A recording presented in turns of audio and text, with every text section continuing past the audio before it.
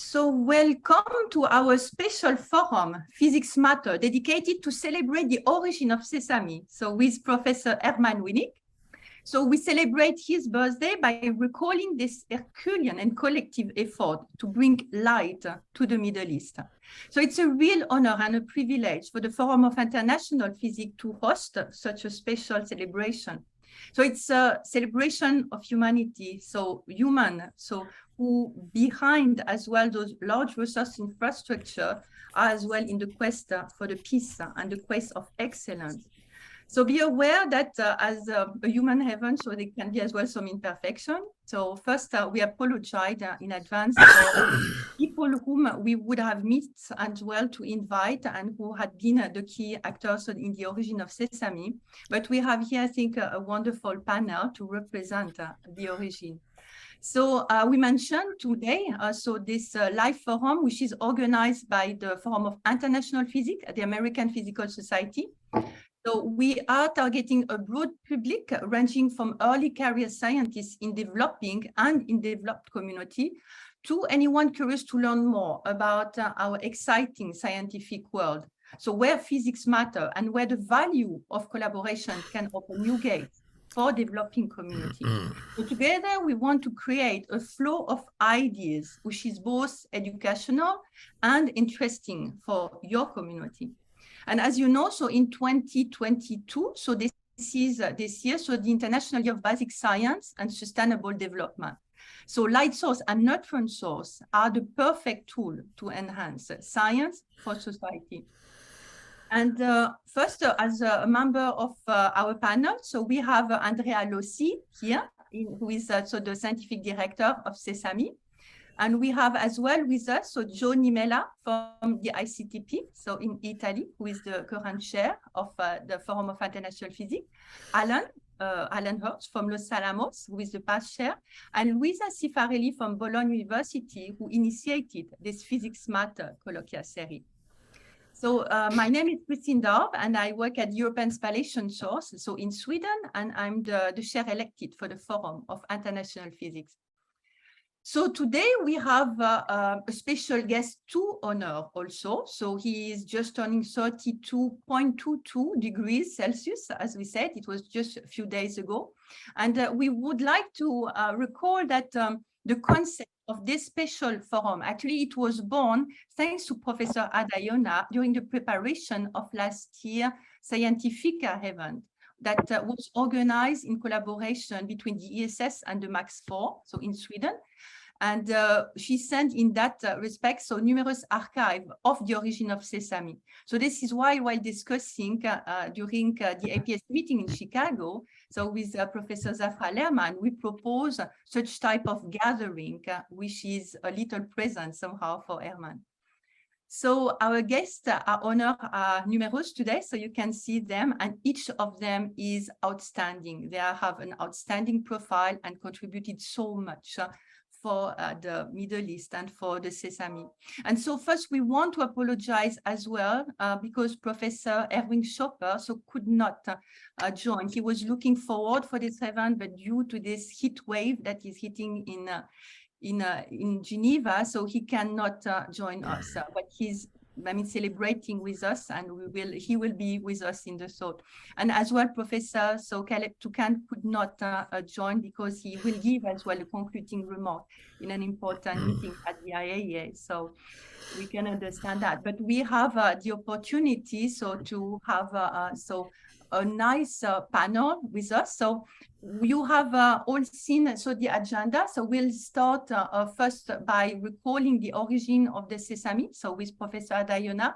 And so Professor Schopper will be replaced by someone even, currently one of the most important person, I would say, for the international science at CERN, so with Professor Rabinovici. So it will be an honor to listen to you. And in that respect, so maybe I can simply leave the floor to you. I don't need so much to introduce Professor Adayona. Everyone knows her from her Nobel Prize in 2009. And for light source and neutron source, she's one of the key persons in crystallography. So Professor Adayona, if you want, now you can go, please. Okay. So I want to tell you what I know about the beginning of Sesame. I was not the most active one, but I did some things. And I could not work out whether this happened 25 years ago or 27 years ago. And why is that? But before I go there, I just to remind those that don't know what Sesame is, it's a Synchrotron-light for experimental science and a guide in the Middle East. It's 2.5 it's located in Alan, near Amman. And the purpose is to foster excellent science and technology and prevent or reverse the brain drain that the Middle East suffer from, and also to build bridges between diverse societies. It includes the countries that are shown here in light brown. It could have also have these ones, but somehow they didn't agree to join. So the countries that they joined are Bahrain, Cyprus, Egypt, Israel, Iran, Jordan, Pakistan, Palestinian Authority, and Turkey. And pay attention, Egypt is in Asia, not in the Middle East, and in Africa, sorry, not in the Middle East. And a little bit of Turkey is in Europe. So it's a little bit more than the Middle East. So let's go back 25 to 27 years ago. Why? And also I want to tell you why you asked me to come. But let's start with this. I found in the literature that the beginning was in 1995. That Professor Fubini from Torino University, Venice Garden from the Egyptian Ministry of Higher Education, and Eliezer Rabinovich from the Hebrew University started to think about bright light to the Middle East. Then the BC1 in Berlin was put apart. This is because it was in West Berlin, close to the wall between West and East, when there was West and East. And then when Germany was united, they built a new one in what used to be the East, and now just Berlin. And BC was the name of the facility, became available, and it was assumed or decided or suggested to be the Middle East synchrotron. I heard about this in Italy in 1997 by Herman Winick, who is sitting here from Stanford, Professor Gustav Adolf Voss, who is not with us anymore, that was at Cat Daisy in Hamburg, and later Herwig Schopper and Tord Ekelhoff joined actually in 1998. So I couldn't decide whether it's 1995 or 1997 or 8. So for me, it's between 25 to 27 years old, the idea. Why me? Why did you choose me? So one reason is that attempting to determine the structure and function of the ribosome, my group was using many synchrotrons. We had already, at that time, extensive experience at Daisy in Hamburg, at SLAC at Stanford, SRS in Dalsbury, ESRF in Grenoble, KK in Tsukuba in Japan, and SLS in Switzerland. So we had lots of experience. Also, we introduced a new procedure or a new method. This was at Stanford at SLAC in 1986. We introduced biocryocrystallography that saved the diffraction life of biological crystals and led to this type of expansion of knowledge. So this happened here in November 86. We did it by March 87. It became popular all over the beamlines for structure and biology of biological molecules. And you can see the number of PDB protein data bank deposition. It means the number of structures that were known when we started, which was less than 100.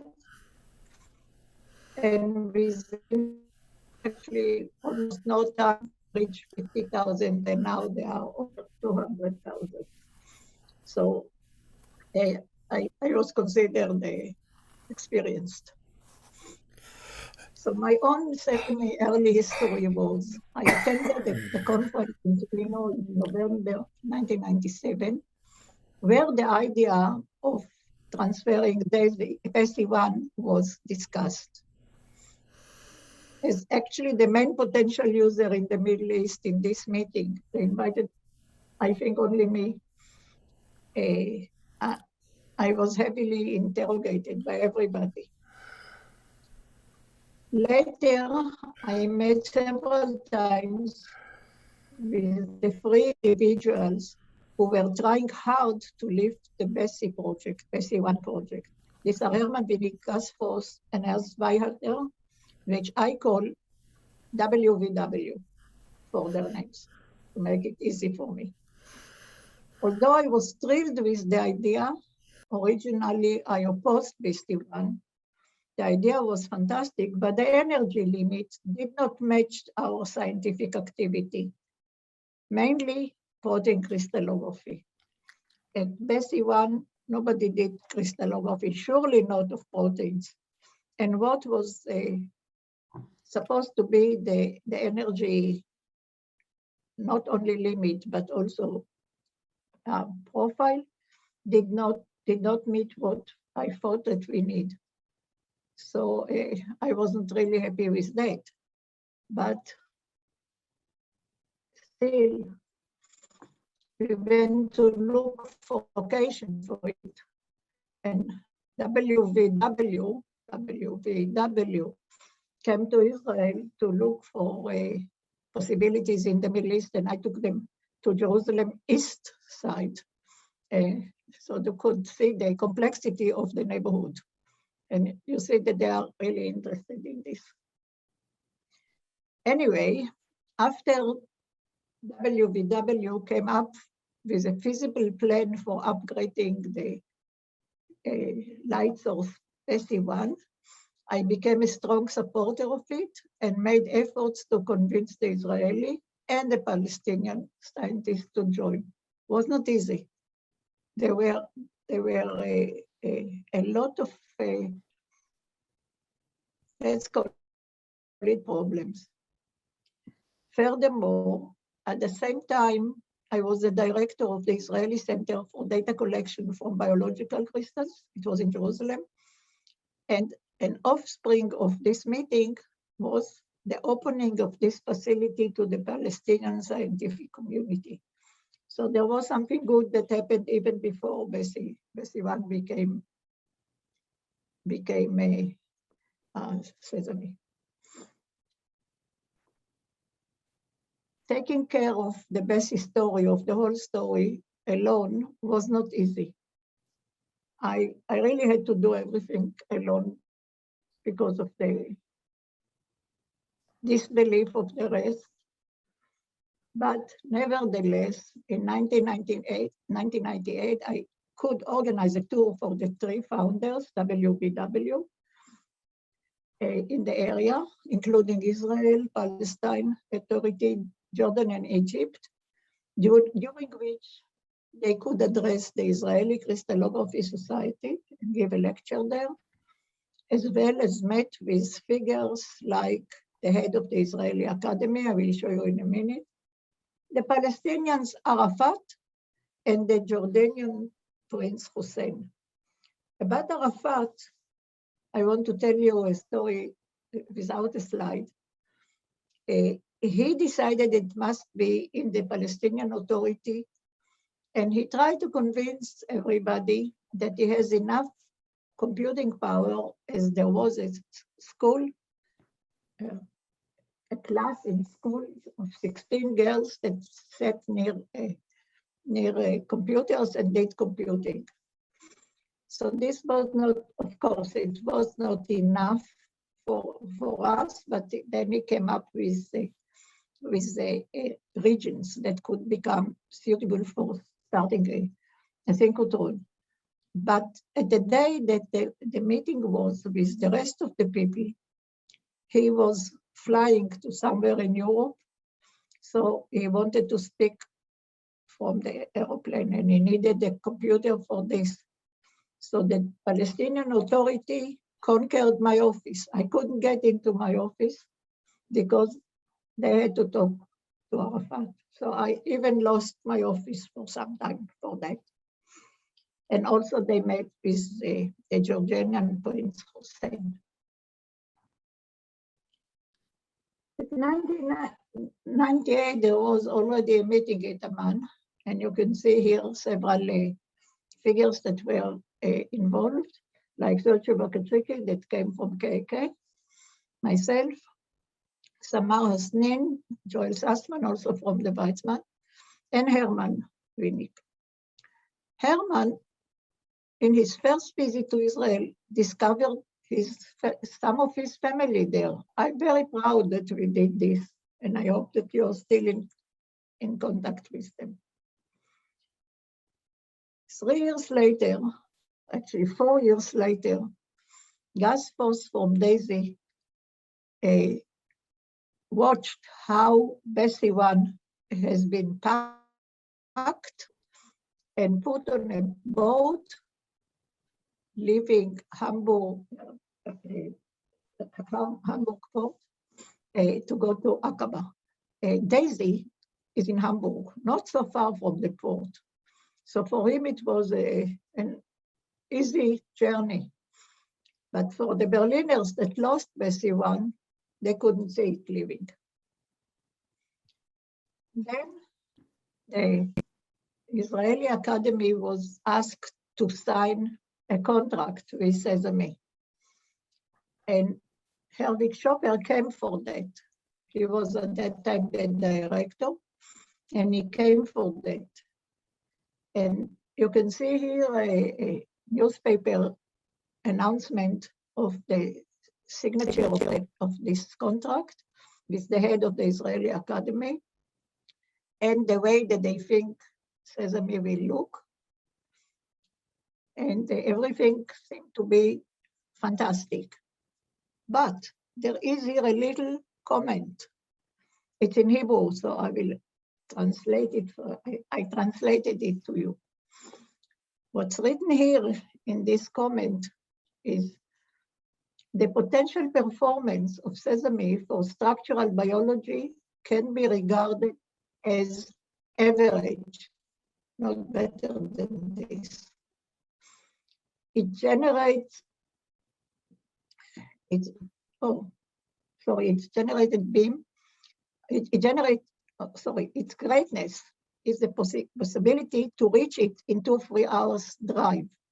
It means Israelis will not have to go by flight as we had to go to everywhere else in the world. And flights were complicated. Usually the security didn't like people carrying crystals. They didn't like having ice or dry ice. And the flights were long and shaky. So this could be reached in 2-3 hours drive. Hence, many students could study using synchrotron radiation. And we were very excited about it. 2 years later, in 2004, Sesame was already a multinational synchrotron source under the construction near Amman, Jordan. And Israel was one of its funding members, not the biggest one, more money came from UNESCO, and then from the Japanese government and from European community. And so the ring energy was told to be 2.5 GeV as it is. The source for this beamline is 6-pole 7T superconducting nuclear, which still produces spectrum with a critical energy of 29 keV and high flux extending well over 100 keV. Also, other things happened. For instance, we highly supported that young scientists will go to synchrotrons around the world to study how to operate them and how to measure on them. So here are 3 Israeli Arab students that went to NSLS for a fellowship to study how to perform research on synchrotron and also on SESAME. So in this way, the young generation, the beginning of young generation education started. And this happened in 2005. In 2009, there was a meeting in Petra in Jordan about the beamline in SESAME.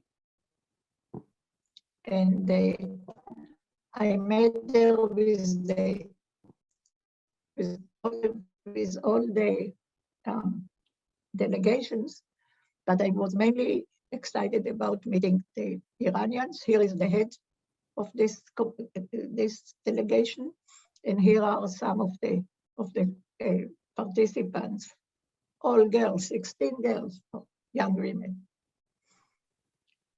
Then there were lots of others. I don't want to go one by one. The one in Turkey in 2010 is really impressive. And the way that SESAME looks now is shown here. It's in Alan.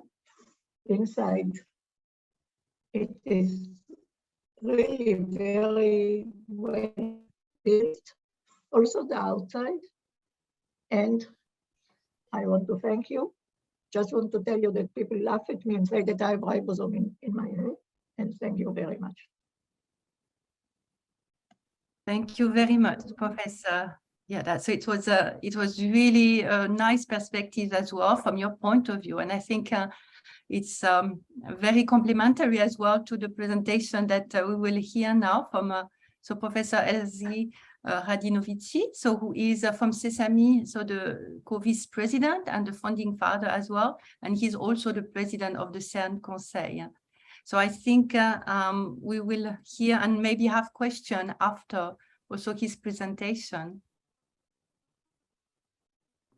So if we can have a few words from you, Professor Radinovici. Okay, hello everybody. It's good to see so many friends. I want to use this opportunity to say again Mazal Tov to Herman. It's really good to see you in such a good form and recall all our better moments and the moments which were more tense over the years. It was always a pleasure to learn from you and admire your dedication. Thank you very much for that, Herman.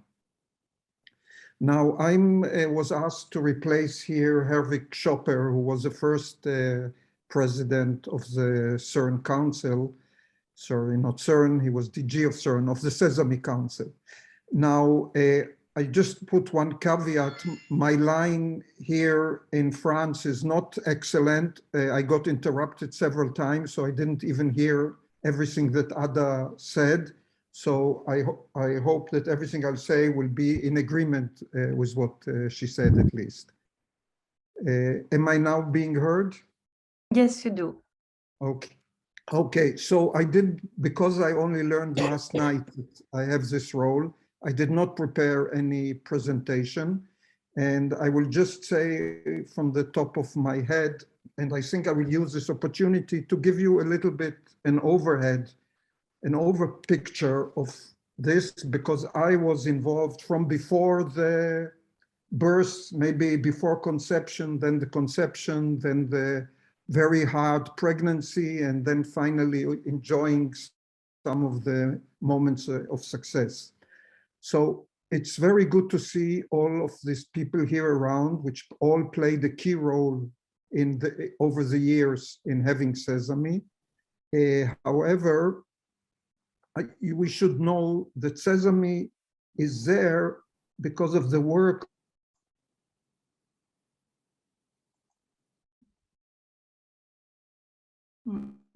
weak link.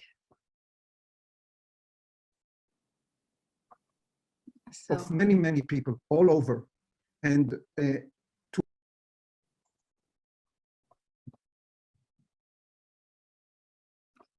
so maybe, Professor Varavinovich, what would be the best is that if you cut the video to save the bandwidth, it looks that you have a weak signal. I don't know if you can hear.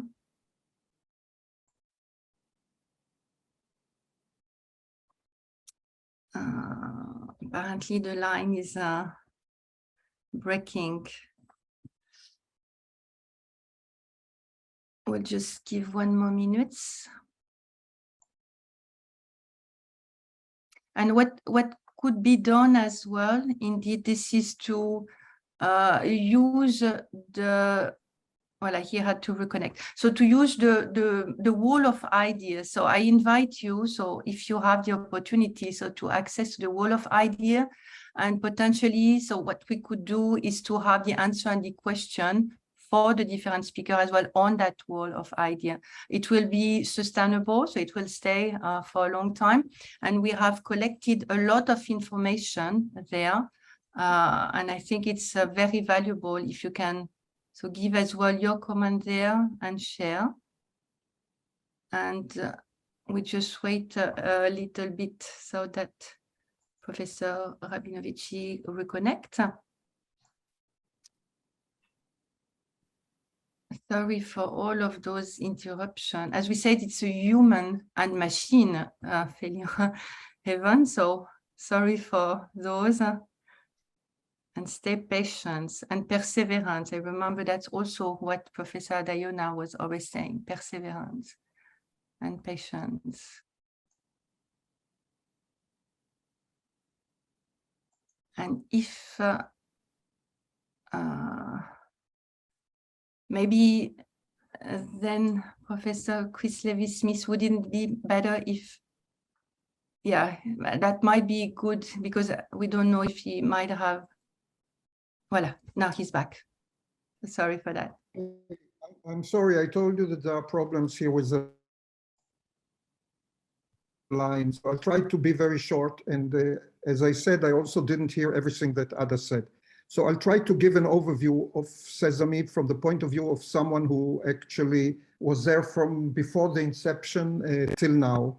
And I want first to emphasize that though many illustrious people have contributed, Ada, Herwig Schopper, Chris Llewellyn-Smith, Rolf Hoye, all people with very high exposure and people know about them. But actually, Sesame is an example where something worked because of many, many people whose name you don't know. You never heard of them. They sit in offices in Tehran, they sit in offices in Cairo, they sit in offices in Jerusalem. These were people which helped the process go. And it's not a simple process. You heard what is the composition of the countries involved. A lot of obstacles, a lot of people who are not so willing to help. And therefore, we are really grateful and should be grateful to all these people whose name we don't, most of the names we don't know, whose joint work together, believing in the common cause of trying to both further the interests of their country and of humanity as a whole. That's what enabled Sesame to go on. And the people involved till now carry lots of scars, and nevertheless, they were able to work together. And that's a very, very impressive thing. And I think that it's something we should acknowledge, especially the young generation, which may be listening to this, that it is possible. It is possible for people from this area torn for years with war to work together for a common cause. And as I said, very widespread. Lots of people supported this project. I will say that there were various stages. The stage number one was to try and build some structure where people working in the region can actually work together for science. And that took some time, and Ada named some of the people that were involved. But anyhow, we are not giving now the credits, we are just giving the general picture. So there was a construct which enabled Palestinians, Israelis, Egyptians, mainly Arabs and Israelis to work together. The second stage was recognizing that if we want such a project together, it has to be a big project. Smaller projects interest governments less. The governments are interested in larger projects, and therefore we needed to have a larger project. The next stage was a stage when Herwig Schopper, and he could have described that in great detail, took over and tried to construct at a meeting which was held at Uppsala and hosted by Tord Ekerlof, tried to form together and build what was called the Pre-Sesame. It's not an official Sesame. There was a lot of work to do together. One had to decide on the site, one had to decide on what countries participate. The decision, after a very complex set of maneuvers, it was decided to be Jordan. I won't tell you all the details of how that happened. And I heard Ada mention the 2.5 to 3 hours. So Khaled Toukan, who is not here, unfortunately, and myself in a hotel in Amman on a funny map actually chose this. And this was our condition, that it be 2.5 hours actually from Weizmann. And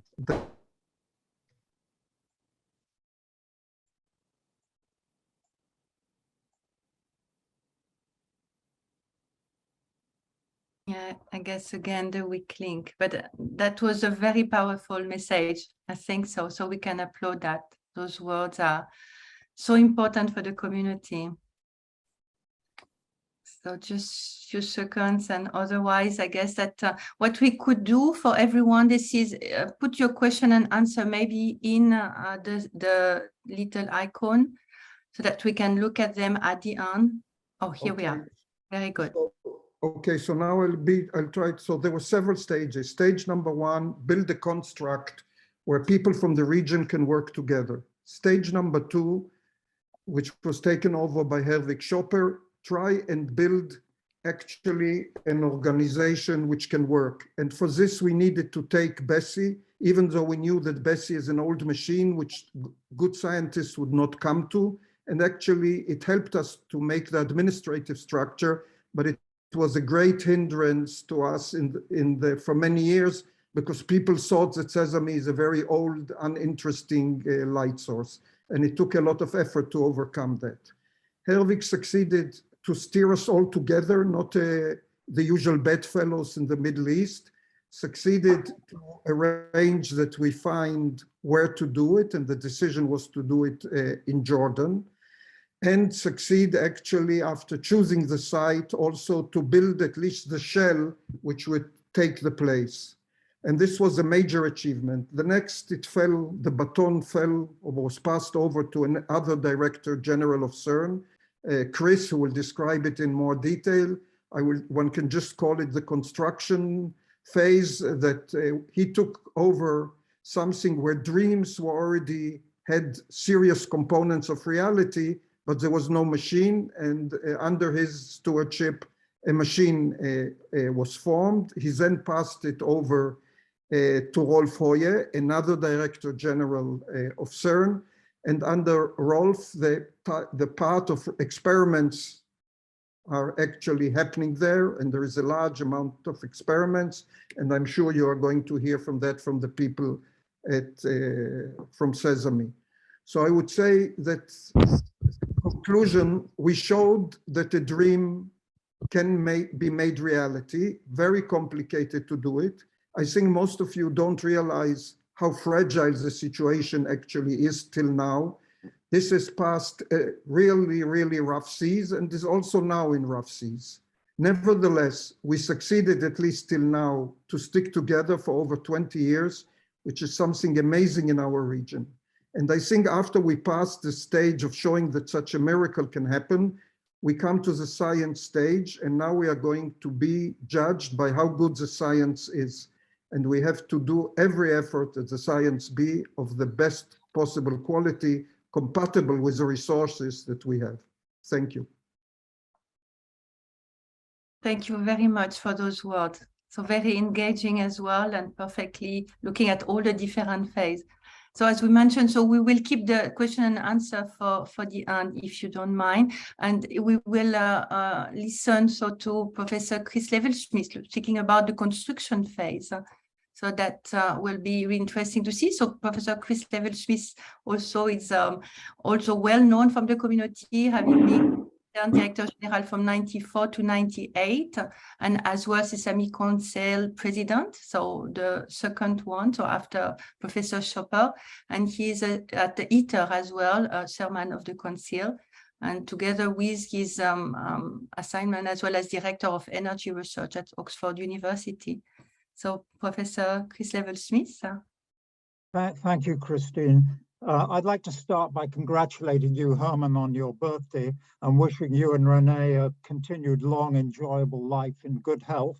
And thank you for your key role in promoting synchrotron radiation in general and SESAME in particular.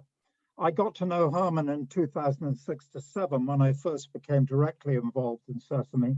And in the 10 years I was president of council, I met Herman frequently as a regular participant in council meetings, a member of the Beamlines, and later the Scientific Advisory Committee, where his contributions were greatly appreciated. Now, as Eliezer has, in his eloquent words, reminded us, there'll be many points where the future of SESAME was in doubt, and even you could have said rational people would have given up. And Eliezer once said to me that if SESAME failed, it would be an orphan, but if it succeeded, it would have many fathers. Luckily, we're in the latter position. Herman is undoubtedly one of those fathers, and without his contribution, together with Gus Voss, SESAME as we know it would not exist. I should say there's one, as Eliezer also said, many people whose names you don't know have contributed, but I think there's a body that should be mentioned, which is UNESCO. It played a really key role in getting SESAME going. And maybe we could, since we've only mentioned fathers, we could say that that's a mother of SESAME. And certainly Clarissa there is one of the mothers, the mother of SESAME, together with UNESCO, if it's a feminine body. Now, in 2006 to 7, when I was being pressed to take over from Herwig as president of the council, I was persuaded by meeting the young people who were building SESAME, for whom SESAME had arranged training opportunities, and they'd returned to the region to build SESAME. And I was deeply impressed by their enthusiasm and felt I had to do what I could to help them. And I was also impressed by a remark of Eliezer's, which helped persuade me, who said, and I quote, "As a string theorist, I work in parallel universes. I was always curious about what a parallel universe was like, and now I know. I'm living in one when I go to SESAME meetings, working hand in hand with our neighbors on a common goal, bringing advanced knowledge to our region." Now, when I became president, following the opening of the building in November 2008, we had a nice building, but it was completely empty. There was a design for a machine, but we had no money to build it. Now, in 2002, as we've heard, the original idea of rebuilding and upgrading Béziers was abandoned in favor of building a completely new 2.5 GeV main storage ring with straight sections which would allow insertions and make it a third generation device. That was an excellent idea scientifically. The original idea of just rebuilding Béziers was a blessing and a curse. It was a blessing because the members would not have joined if they'd been faced with a very large amount of money needed to build SESAME. They simply wouldn't have come if they'd been told, you're going to have to contribute this money. But it was a curse because the funds for constructing the machine were not available. In 2009, we reevaluated the full cost of building Sesame and made, in the light of making a long-term plan, turned out to be a lot larger than previously thought. And it became very clear that the funds that were needed could not come, was unreasonable, $30 million or so, could not come from any one body. And secondly, that no one body would give it unless they knew that others would join them. Not going to say, I'll give you half if the other half wasn't going to be there. And we needed to get further commitments from the members. It was clear that we needed to plan for success and give the impression that the funds would be there and Sesame would be built in order to get it rolling. And we did that by making a strategic plan, which was followed, albeit not exactly with the timetable, but it was followed in all details, and started to produce every year 3-year budget plans. We also accepted any in-kind donations that were on offer to make the books look good.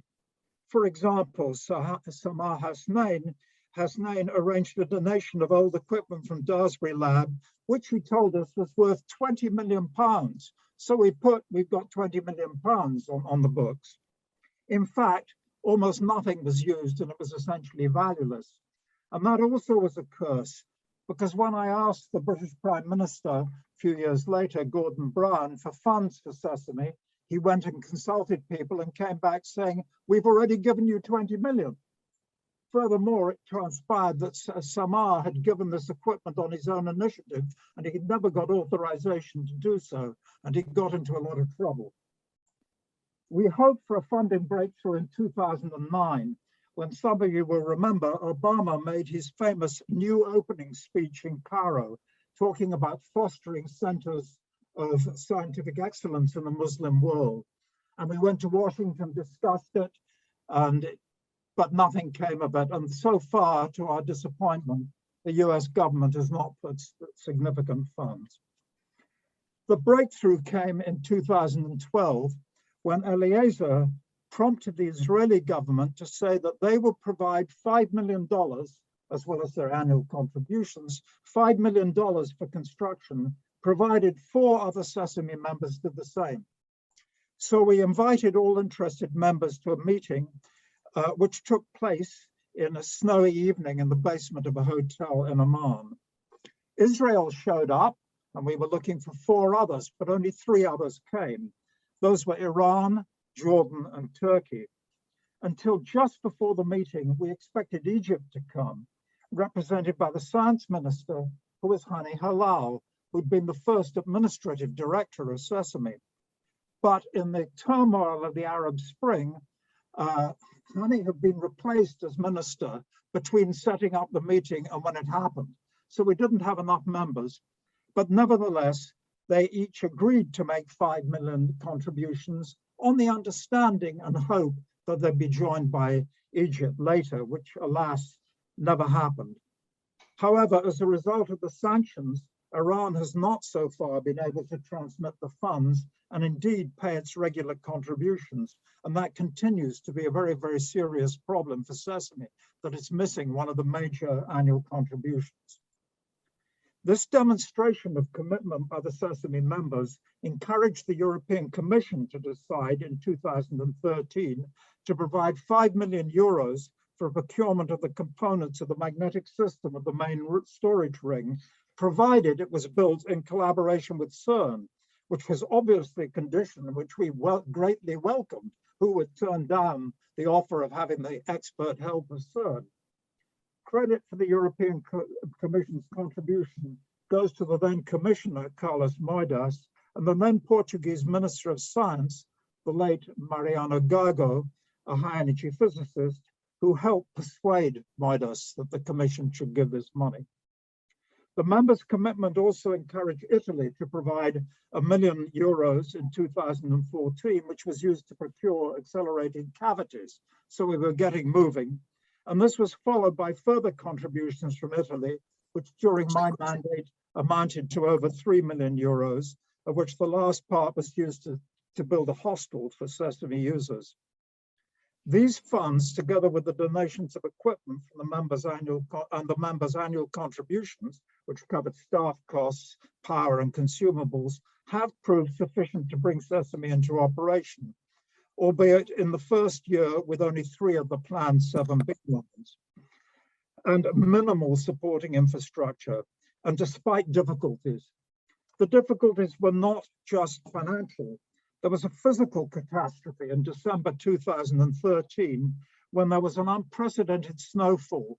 It even snowed in Cairo for the first time for over 100 years, and the roof collapsed. So people were then saying, we have now open Sesame, because Sesame was operating under an open sky. But in those conditions, nevertheless, and this maybe was Sesame's finest hour, the booster was brought into operation then as the highest energy accelerator in the Middle East. In January 2017, a beam was transferred into the main storage ring for the first time. And a lot of credit for that goes to Erhard Hüttel, who led the construction, having taken over from Arman Nagy as technical director in early 2013. By the way, Sesame owes a lot to Armo, who is still today contributing to Sesame as chairman of the Machine Advisory Committee. I developed a great respect for Erhard, but did not always see eye to eye with him, as some of you who are there will remember. He's a very careful person, and he was unwilling to announce this is what we're going to do, this is the timetable, until the money was already in the bank. But I argued that we've got to show confidence and say what we're going to do, or we won't get the money in the bank. And somehow, despite this tension, we got through and got the machine built. By late February 2017, a beam had been stored and accelerated to over 2 GeV, and Sesame was opened by the King of Jordan in May of 2017, after which I handed over as president to Rolf Hoyer. 2 final remarks. Sesame has 2 aims, as we've heard. The first is to enable good scientists from across the region to do good research and foster science and technology. This is happening, although the outlook is not entirely rosy because of the perennial lack of funds. They are desperately needed to build more supporting infrastructure, install the 4 more beam lines that are under construction, and hire the staff needed to operate them. In fact, Sesame is only able to operate because it has its own solar power plant. The European Commission had asked me, or asked us, what do you need to make Sesame sustainable? And we replied, a solar power plant. And at that point, Khaled Toukan in 2016 persuaded the Jordanian government to pass on funds provided by the EU to support deployment of clean energy in neighboring countries, to hand over these funds to Sesame to build a solar power plant under an agreement that was negotiated by Khaled and Yasser Halil, who, as another person who deserves tremendous credit, he did a terrific job as the Director of Administration throughout the period that I was the President of Council. The solar power plant has so far saved Sesame $9 million. Now, to those of you from countries with serious science budgets or big labs, that will sound like peanuts. $2 million is 2 years operating budget of Sesame. It would not be operating without the solar power plant. The second aim is to bring together diverse people from across the region, and this is always happening, already happening, and it goes on happening. The major difficulties have been and are financial, not political. There has been political tension. I mentioned the Arab Spring. There was tension in the meeting where we had at ministerial level when we agreed the 5 million contributions, and the effect of sanctions has had an effect. But while the atmosphere has been tense at the political level, at the working level, it's been very good, except for on a handful of occasions when there was very high political temperature in the region. And there have been some delicate issues, such as reaching agreement that Palestine, which joined Sesame as the Palestinian Authority, should be called Palestine. And on a couple of occasions, the appointments of vice presidents proved politically tricky, but the problems were very deftly handled by Maciek Knowledge, representing UNESCO, and Clarissa, and probably most of you, even if you were in the meetings, were not even aware of these difficulties. In conclusion, SESAME is fulfilling its founders' dreams of fostering good science and regional collaborations. I hope that SESAME's success in keeping open some lines of communication across some of the deepest political divides in the world will serve as an example to those trying to keep an encouragement to those trying to keep communications open with Russian scientists, despite the events in Ukraine. And I also hope that SESAME's so far unique, pioneering example as the only accelerator lab in the world powered entirely by renewable energy will be followed by others, including eventually CERN. Herman, I think that you and the other fathers and mothers of SESAME can be very proud of your progeny. Long live SESAME. Thank you. Thanks a lot. So that was very, comprehensible and an history that we greatly appreciate. So Herman, maybe I should let you speak after each of the presentation, because I think it's no word. It's such an history. Well, I have nothing much I can add to the very kind words that Chris has said and Ada's wonderful summary of the early days. I'd like to tell one story about Ada because it's my favorite little anecdote. I was driving in my car listening to the radio and it said, Nobel Prize in Chemistry won by Ada Yonath. And I said, I know that woman. This is wonderful. So I went home immediately and sent an email, but I knew that she would be bombarded with emails from so many friends that I waited until late at night on a Friday night here in California, early morning on Saturday in Israel, and I called Ada. I had her home phone number. So this is early on a Saturday morning that I'm calling her, and the first thing I said is, I apologize for calling you so early on Shabbat.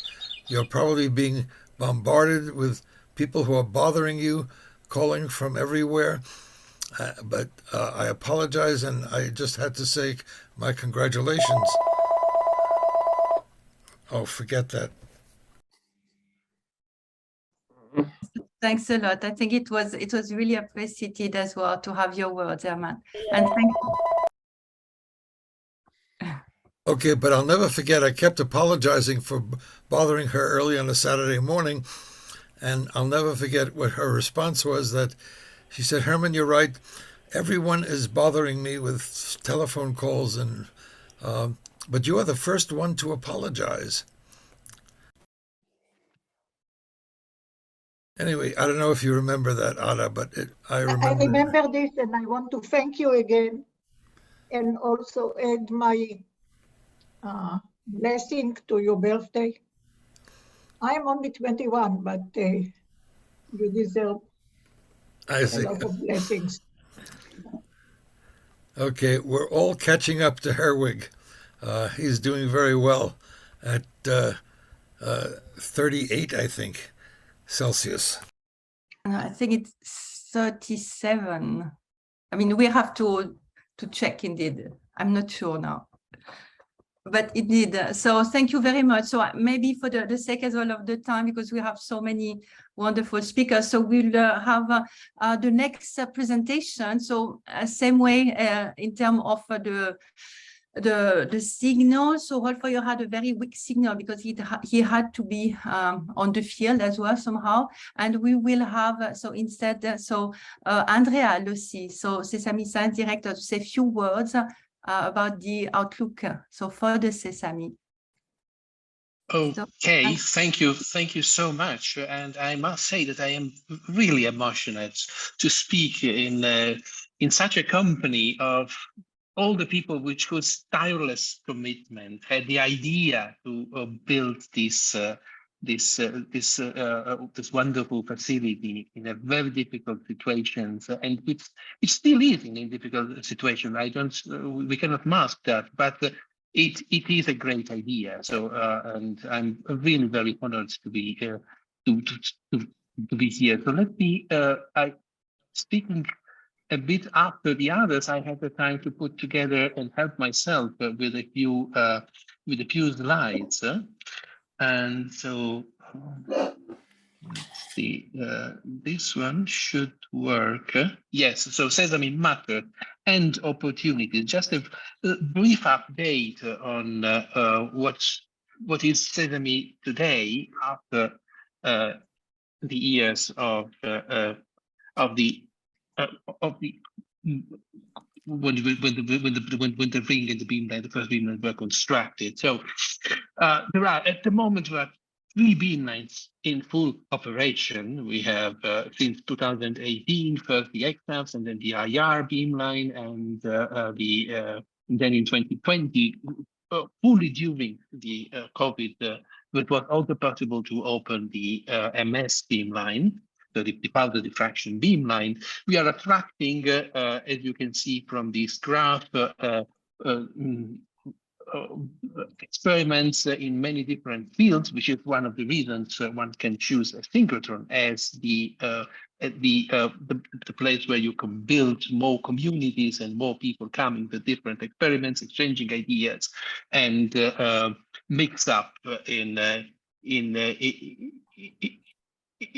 different ways. And so at the moment we have already 461 proposals, and we are still producing science. You see that users, unless COVID is there, are coming, and publishing. So the publications are growing as usual. It works better if you turn it on. So after 2018, the publication started to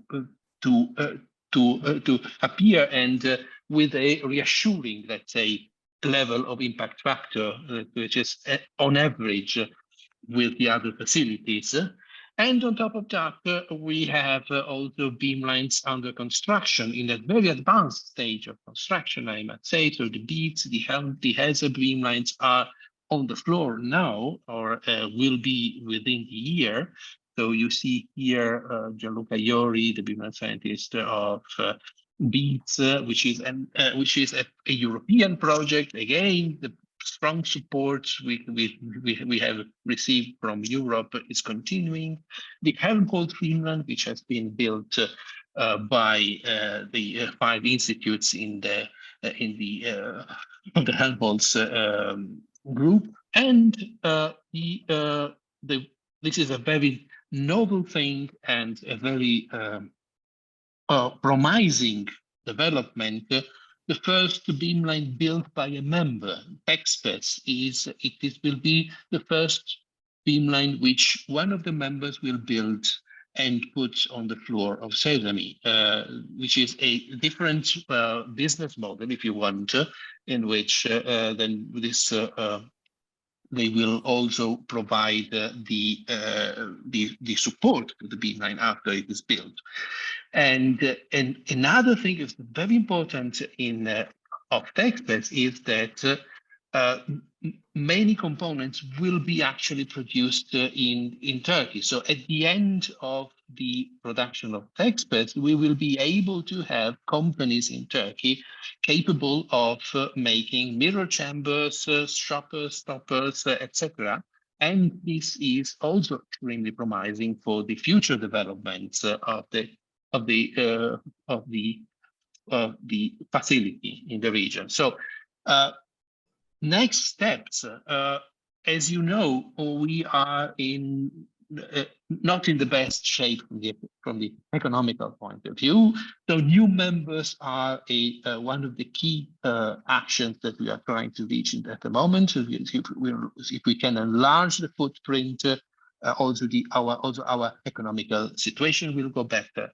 Another thing that we must go on is the cooperation with Africa, and the African light source is one of the priorities. We have been the first facility to sign an MOU with the African Light Source Foundation, And considering where we are placed exactly in the cradle of history, the support for cultural heritage, the community-related cultural heritage should be, in my opinion, quite pursued, and we are trying to do that. Also because we cannot leave every researcher alone in trying to bring the samples from another country into Jordan. There must be some kind of cat. And again, an international way of dealing with things that can bring only good results in interfacing different communities. Very sorry, I'm rather emotional in this this moment. So thank you so much. And this is more or less what we have now, and we hope that we can continue this way. Thank you very much, Professor Lucy. So very encouraging as well. And as you mentioned, so the connection so with the African, like so I think there is as well some hope of exchange with people, so with manpower. Thank you very much. I think we should now leave so the floor for Professor Zara Sayer, so to have a view as well on the experimental program development in the SESAME. And as we mentioned, please write your question in the question and answer or in the wall, and everyone can fill it up, fill the answer later on, as some of you did. Yeah.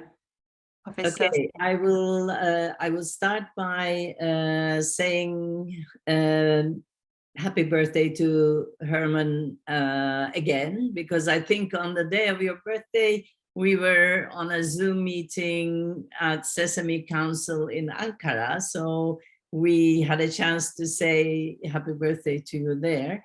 And I wish you and your family many, many happy, healthy years to come. And I would also like to say thank you to you for introducing me to Sesame, because you and Ercanat were two people who convinced me to become part of this endeavor, which I could not have even imagined, which has been one of the best experiences of my life, I must say. This was very valuable for me. Now, I will say a few things about the experimental program, how it started, but there are a couple of factors that I should mention, which I think were very important in making the experimental program work and the science at Sesame at the level that it is. One of them was that from the very beginning, there was a big emphasis by everybody involved in the project on the importance of the user community. So there was a big effort to build a user community right from the day almost zero. We had our first users meeting, I think, in year 2000 with the help of the Japanese Science Society. And then they just went on every year. Although there was no machine, there was no building, nothing, we still were holding these users meetings to build a users community.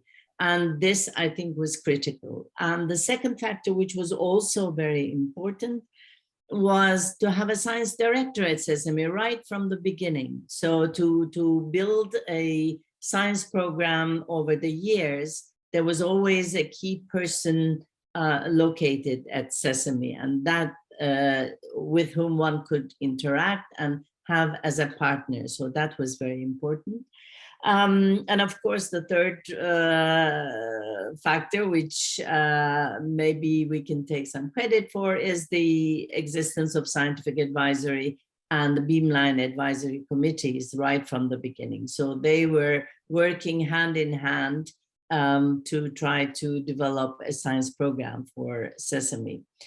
A critical turning point was the third users meeting. Please be careful, pay attention. It's the third users meeting. Again, there's no building, nothing, and hardly a few people having experience in synchrotron radiation sources.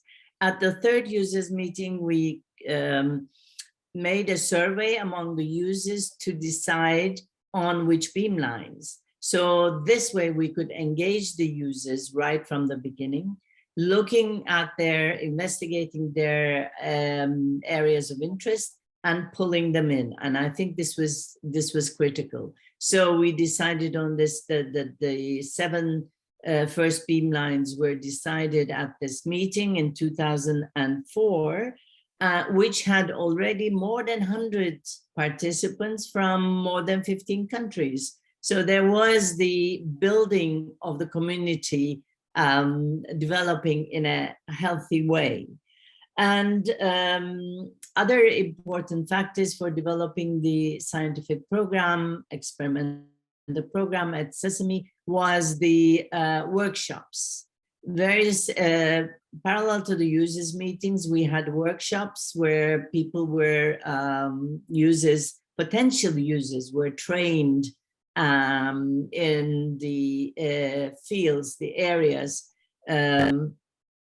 of the first beamlines. So these are the factors, if you want, that glued together user community, Sesame, and the machine people together to build an experimental program. And I think this forms one of the bases of the success for Sesame, because as Herwick once said, we didn't want to have a white elephant sitting there with no users. Maybe we will have a machine, but if there were no users, well, what good is it? So this was the, I think, a critical factor in my mind to build the user community, to have Sesame going.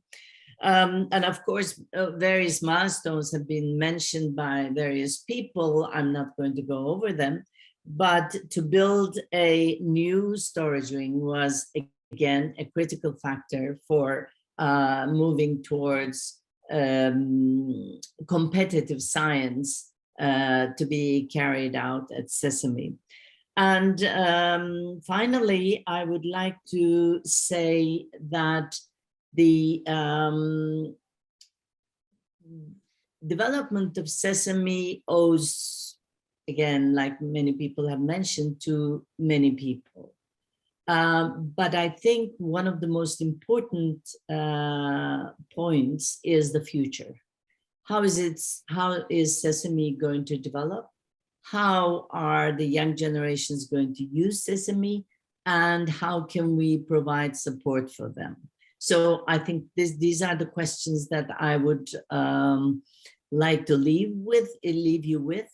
But I also would like to add that I think I know that we are on the good way to building, to enriching our Sesame community towards the future. So thank you. Thank you very much, Professor Tosaya.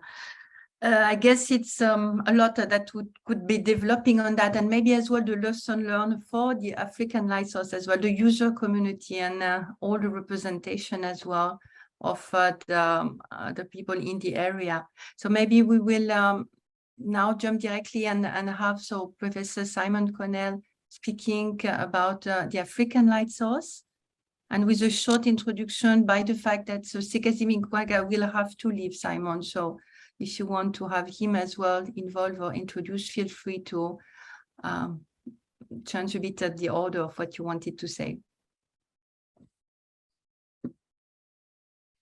So Simon, so the screen is yours.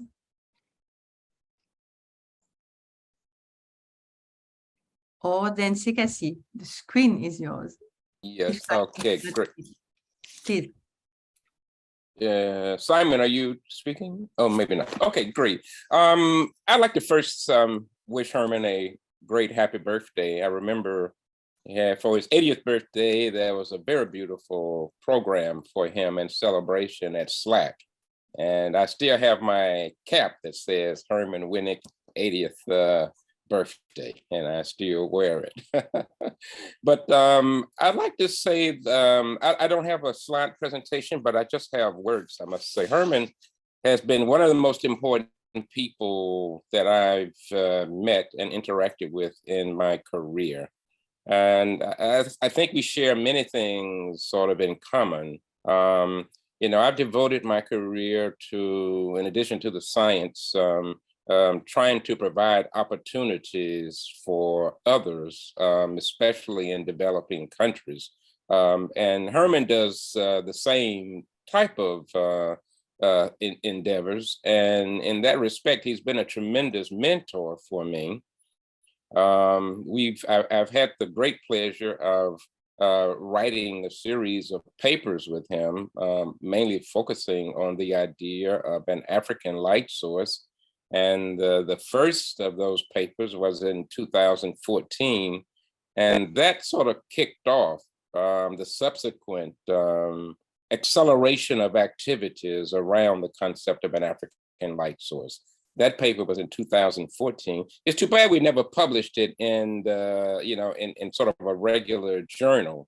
It was published on the lightsources.org website, and subsequently it kind of disappeared. So we have to resurrect that paper somewhere, because the following year after that, our interactions with Simon Connell, I mean, Simon really picked up the ball on that concept of the African light source and has run really hard with it. One of the things, we speak a lot about Herman, but one of the things we forget is that he was a leader in the early days in developing undulators for light sources.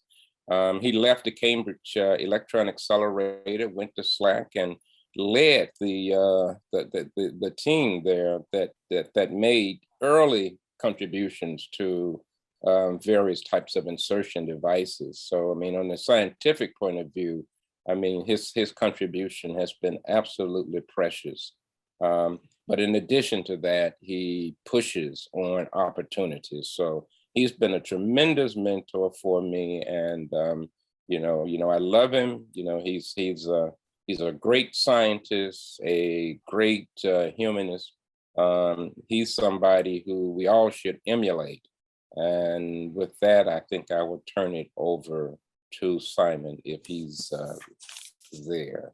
Are you there, Simon? You are muted if you are there. There you go. There you go. Okay, great, fantastic. It's all yours. Oh, well, firstly, I want to thank the APS and Christine for organizing. Herman, I see you there. Happy birthday as well from me. Fantastic to see everyone here, and my sense from listening, it's been awesome. Just to hear about the journey which started so long ago and has come to fruition, and see and hear from everyone who participated. I just want to say it's utterly inspiring. And Sesame has always inspired the African light source. And I'm just so pleased this is recording, and we'll all be able to listen again and share again the awesome presentations and memories. Thank you very, very much for organizing this. I want to point out I do have a presentation, but I'm not going to show it. I'm just going to speak briefly. And should you want to follow up more on anything that I have mentioned, then you're welcome to look at that presentation. So with that, I want to... Hello? Yeah, thank you very much. Indeed. We will, you wanted to conclude, correct? Yes, I just wanted to say a few words about the African light source. I wanted to point out it has very deep roots, and they're mainly in Egypt and South Africa, starting to use synchrotrons a long, long time ago in the 90s. And then we have Sekazi enter the scene placing a African light source in writing in the founding documents of the African Laser Center, a call for it. And we have a global conversation. It's in Africa and it's around the world, and it's about the African light source. And that was formalized with a process I really want to emphasize, respected Ubuntu. Ubuntu is an African word in many, many languages on our continent.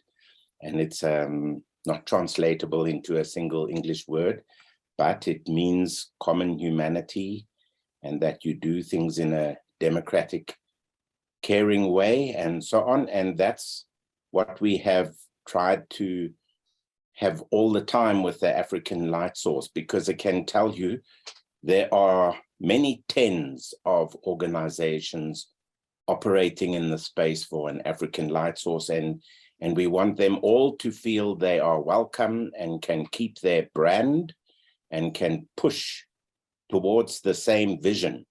And the African light source is a kind of a unifying umbrella that allows them all a stage, and also ourselves a stage, and we operate this roadmap. So there are conferences that we organize, and the 5th one is coming up in 2022. So I invite you to look for the website. And I mentioned our roadmap, and I just want to say it sounds very much like Sesame. There's many bottom-up activities which are about human capacity building and local and regional infrastructure building, and just the sense of community and the user base. And there I want to say, very inspiring from Sesame, how they have built a community. But we also have top-down. One of the top-downs will recognize Sekazi leading our conceptual design report, quite well advanced. And then involving the African Union and African governments. But then within Africa, there are very, very many Pan-African professional bodies, voluntary associations by discipline, Pan-African, and then national versions of those, and can draw your attention to the multitude who we are working with. And I heard from Andrea also about the MOU between AFLS and Sesame, and this is very, very important, and we are engaged in activities that should build in accordance with that MOU, that we do work together. And we have written a lot, so because there's not time, one of the pages of that talk, in actual fact, it has links to our many, many writings. I think one of the last things to say is people often mention that you should have this number of 300 active users, and then you can think about in that region, you can think about a light source. And I want to say Africa long since passed that number. There are so many African users of synchrotrons, African users with the capacity to do it, even soon to transition to do it. We also count as African all the diaspora. And it often happens because we don't yet have a synchrotron is we lose the people we train to the diaspora. So let me just say, we feel that Africa is really going with great momentum towards the synchrotrons, really catching on amongst governments and many kinds of role players, stakeholders.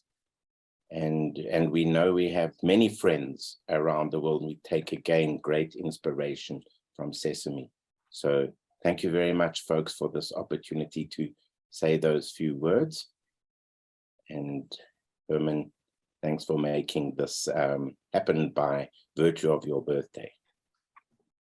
Thank you very much, Simon. And indeed, as you mentioned, so the presentation that you send is on the Wall of Ideas, so everyone can have access to it. And as well, one of the comments that I should have mentioned for as well the case of Professor Lara Sayer and for Simon Connell. So they both will be invited to give a presentation for the physics matter. So for Professor Sayer in August, end of August, 22nd of August, and for Professor Connell, so in September. So if you want to know more about the situation of Turkey, including as well the industrialization somehow, and how it will be as well for the case of the African Light Source. So you're more than welcome to register to our event. So thank you very much for those presentations. And now we come to the discussion flow. So of course we are not exactly on time, but I think it's really good that we have catch up and have put all the different seeds of those different topics of interest that we want to share now. So again, on the wall, you will see and find a lot of memories as well by the different person here. And we have also, from Professor Schopper, so the nice, very nice interview or presentation that he gave last year at the CERN alumni, so very professional and very informative about as well the SESAME and the role as well that it had as well in the history as well of CERN, I would say. And we can also see nice pictures. So I don't have the exact explanation of what they mean. So potentially, so we will need a bit more explanation by Professor Rabilovici, because I need to maybe put better subtitle. And otherwise, so I would say maybe in the sake of your own schedule, I know that Professor Lehmann, so maybe it's best if you speak about the value and the human right first, and then we can come back to the history. So what do you think? I mean, looking as well as the Malta conference, so that you are sharing, so it has a big role. So the political aspect as well in the region. So can you say a few words about your engagement with respect as well to the origin of the SESAME? You are muted. You are muted, sorry. So I'm sorry, but I have to rush because I have another appointment. First, I want to wish Herman a happy, healthy till 120 years. So you still have a lot of years to be active. I met Herman, as a matter of fact, probably at least 30 years ago, because we both shared Human Rights Committee, Herman for APS and I for ACS. So we have a long, long history of trying to make the planet a better place. The Malta conferences started in 2002 with the idea to bring together scientists from all over the Middle East, and Morocco and Pakistan joined later. And our idea was that we need the whole Middle East in order to stabilize the Middle East and have peace there. And it looked like we were right, because we started signing peace agreements slowly with countries that we are involved with for 20 years. Clarissa in UNESCO, we're involved from the beginning with us. And Herman, in the first Malta conference in 2003, had a whole symposium on sesame. This is where we were introduced to sesame. November this year will celebrate the 10th anniversary of the Malta conferences that last usually 5 days. Everybody stays in the same hotel, eats the meals together, no accompanying members in order not to dilute the interaction. And we are very happy that we reached the 10th conference, because the challenges are atrocious. I'm not talking about funding, that we have to raise the money, but getting a visa for all the group. We have Syria, we have Iraq, we have Iran, everybody's in the conference, and it's very hard to find a country that would like to let everybody come. So to organize every conference till the last minute, we don't know how we'll deal, but usually we solve the problem with the visa few times, just few hours before the conference. We have a lot of collaboration that we have formed by many countries. Usually we have involved 5 in education, on water, on energy. There are a few people here that I can see that attended the Malta conferences. So we have a website, it's maltaconferences.org. And I want to thank Herman for all the years we worked together on human rights, for sharing the Heinz Pagel Human Rights Award. And I'm looking forward for many, many more years to collaborate with you and keep our friendship going. Thank you very much. Thank you very much, Zahra. Herman, I think that you have really, really good friends. And indeed, and maybe, I don't know, in the case of the UNESCO, that could be quite a nice moment as well. So for you, Clarissa, just to say a few words, because you have been so involved as well. And you're muted, yeah. Yes, I'm muted. First of all, Herman, a very happy birthday. We already wished you happy birthday the last council meeting last June. So you're being wished happy birthday yet again, and many, many years.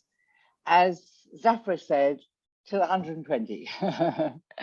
As far as UNESCO is concerned, UNESCO plays an important part, both obviously at the beginning of the project, before SESAME was actually created, but also once it was created, because it was an unbiased, independent organization people could go to. There was problems, and people did. I mean, as Chris said, you know, he referred to problems with vice presidency, all the members holding that position, the denomination of Palestine, which had joined as Palestinian authorities.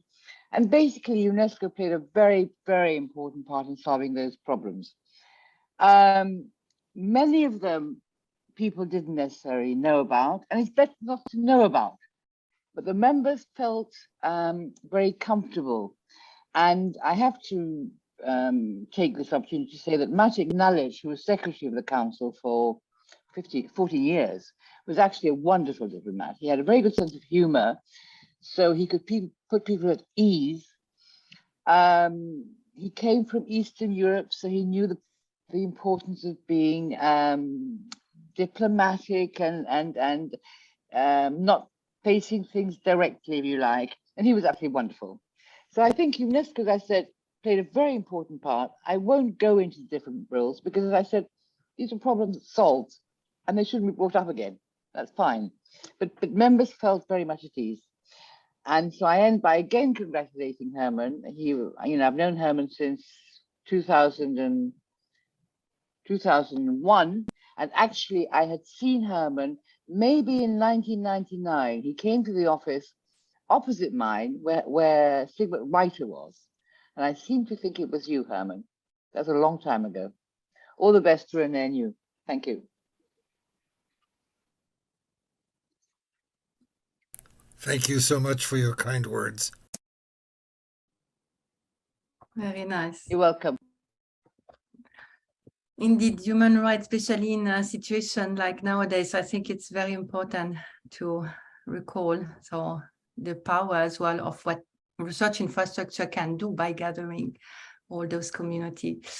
Then in terms of how it was started, so we heard a few really outstanding words earlier, by Professor Rabinovich and Chris Lever-Smith. So now I think it would be good to know a bit more about the Torino meetings that happened, and that seems to have, thanks to Sweden, starting up and helped a lot. So maybe Todd, if you want to say a few words as well on that time. Okay. Thank you for inviting me, and has been very interesting to follow all this. I've been on the council all since the beginning, but there are many, I heard things here that I haven't heard before. It was illuminating for me. Let me also congratulate Herman. This meeting is dedicated to you, and I find that completely correct. You are one of the great originators of Sesame. In my perspective, the origin of Sesame started from two independent initiatives. One of Herman Winick and Gus Voss, as already described, and the other one by Sergio Fabini, which has been less exposed here. In fact, it was Sergio who brought me in on to this project.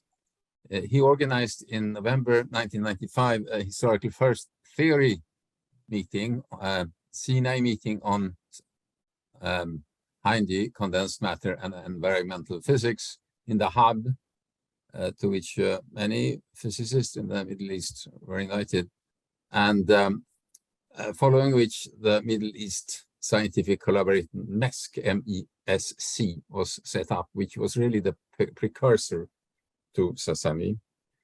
The name of Sesame came up only later in 1998. There was an article in CERN Courier which highlighted this CNI meeting with a portrait of Sergio at the first page that I put on the wall, and there is also a poster by or a letter by Roman Jakub in Physics Today, recounting these early days of the Middle East scientific collaboration. So this first seminar was between theorists. I did not attend this seminar, but I was at that time chairing the IGFA, International Committee for Future Accelerators Instrumentation Panel, which was organizing biannual schools on high-energy physics instrumentation in different parts of the world. And Sergio asked me to help to organize in 1996, so the year after the CNI meeting, a second MESC seminar, which would then be on experimental physics, experimental techniques in high energy, and synchrotron radiation physics in the Middle East. As a follow-up then on the theory seminar that he had organized in the hub. However, shortly after he contacted me, well, I started organizing this, but shortly afterwards, the relation between Israel and Palestine deteriorated, and made the organization of a seminar in the Middle East, which was the idea, like the hub meeting, impossible. So we then thought we would organize the meeting in Europe, and Sergio contacted, as I remember well, he was a professor in Torino, and he contacted his colleagues in Torino to see if we could have this next seminar, MESC seminar, organized there. And this became possible. We were organizing this meeting, and we started inviting people. But then the conflict in the Middle East escalated further, and it became impossible to even have this meeting in Italy, or have to, because the idea was, of course, to bring in people from the Middle East. So we postponed that meeting till the next year, 97, and at that time it could be realized, and it met with success. There were some 20 European and American leading scientists on high-energy and condensed matter experimental techniques, detectors, etc., speakers, and 30 of the order, 30 invited attendees from the Middle East, 10 Israelis, 9 Palestinians, 6 Jordanians, 2 Moroccans, and 1 Syrian, who attended this program, which took a week of lecturing and discussions. and there is I have a picture of the poster on the wall of what you have set up. What do you call it? Wall of ideas. Idea. Yeah. So anyhow, at this meeting in Torino, and in fact, let me maybe see. If I could just share that program. Let's see if I can get that up. Do you see that now? Yes. Right. Okay. So let me just raise it on my screen. So here you can see. So this is Torino. Here you can see the list of speakers. The people invited from the Middle East. Although there is, for example, Ada Yona here as one speaker, and Ada mentioned this event in her introduction. And you see the first on the list here is Gus Voss. But this was also on high energy physics instrumentation. So there are a number of names here which relate, who gave talks on high physics instrumentation. But I think this is very significant, in fact, and not new, that there has been a lot of cross-fertilization between high physics and synchrotron radiation physics or science when it comes to developing new kinds of radiation detectors. One of the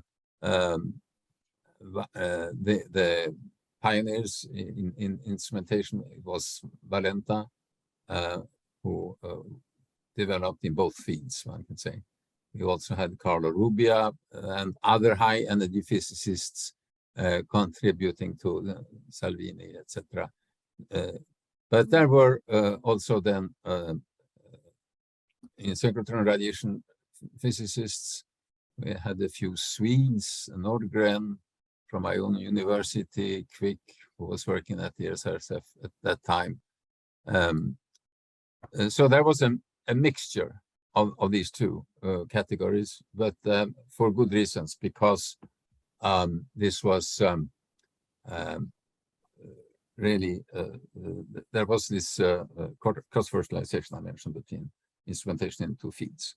It can also be interesting to see that the organizations that supported this event and were then the city of Torino, ICTP, IAEA, and the Swedish Institute. And the Swedish Institute paid, in fact, the travel of the 30 Middle Eastern scientists who attended the seminar.